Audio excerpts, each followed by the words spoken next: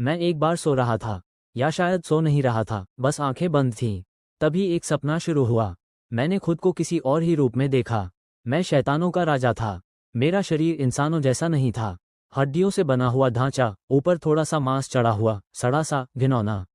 मेरी आंखों में अजीब सी आग थी और मेरी मौजूदगी से ही अंधेरा फैल जाता था। लेकिन तभी मुझे कुछ याद आने लगा। मुझे याद आया कि मेरा अंत बहुत भयानक था।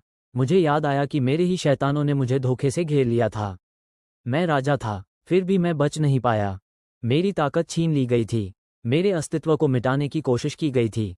मुझे इस दुनिया से हमेशा के लिए हटाने का फैसला किया गया था। मुझे ये भी याद आया कि मेरे शरीर के हिस्सों को अलग अलग जगह छुपा दिया गया था।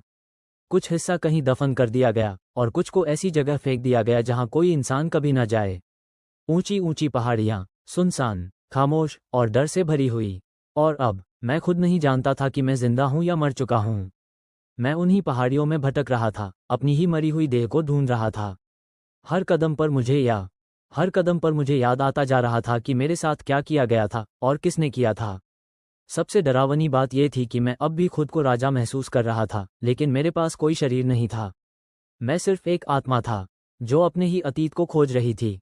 और तभी मेरे मन में एक ख्याल आया, अगर यह सपना है तो मैं जाग क्यों नहीं रहा? और अगर यह सपना नहीं है तो क्या मैं अब भी उन्हीं पहाड़ियों में भटक रहा हूं?